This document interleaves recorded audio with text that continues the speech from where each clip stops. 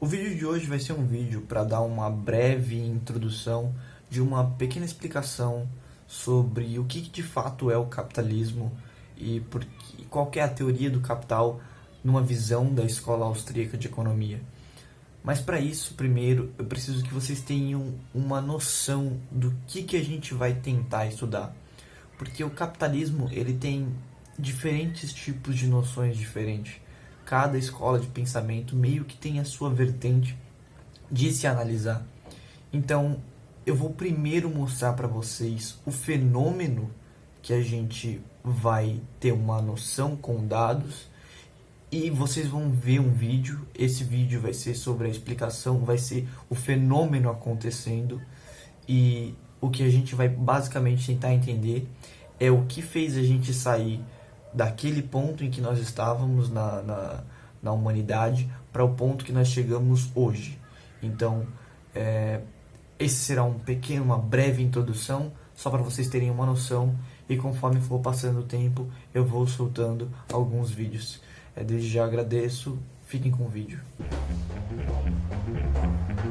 Visualization is right at the heart of my own work too. I teach global health. And I know having the data is not enough. I have to show it in ways people both enjoy and understand. Now, I'm going to try something I've never done before. Animating the data in real space, with a bit of technical assistance from the crew. So, here we go. First, an axis for health, life expectancy, from 25 years to 75 years. And down here, an axis for wealth, income per person, $400,000, $4,000, and $40,000. So down here is poor and sick, and up here is rich and healthy. Now, I'm going to show you the world 200 years ago, in 1810. Here come all the countries. Europe brown, Asia red, Middle East green, Africa south of Sahara blue, and the Americas yellow. And the size of the country bubbles show the size of the population. And in 1810, it was pretty crowded down there, wasn't it? All countries were sick and poor. Life expectancy were below 40 in all countries. And only UK and the Netherlands were slightly better off, but not much. And now, why start the world? The Industrial Revolution makes countries in Europe and elsewhere move away from the rest. But the colonized countries in Asia and Africa, they are stuck down there. And eventually, the Western countries get healthier and healthier. And now we slow down to show the impact of the First World War and the Spanish flu epidemic. What a catastrophe! And now I speed up through the 1920s and the 1930s. And in spite of the Great Depression, Western countries forge on towards greater wealth and health. Japan and some others try to follow, but most countries stay down here. Now, after the tragedies of the Second World War, we stop a bit to look at the world in 1948.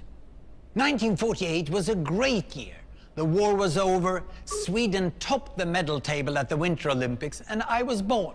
But the differences between the countries of the world was wider than ever. United States was in the front, Japan was catching up. Brazil was way behind, Iran was getting a little richer from oil, but still had short lives. And the Asian giants, China, India, Pakistan, Bangladesh, and Indonesia, they were still poor and sick down here. But look what is about to happen. Here we go again.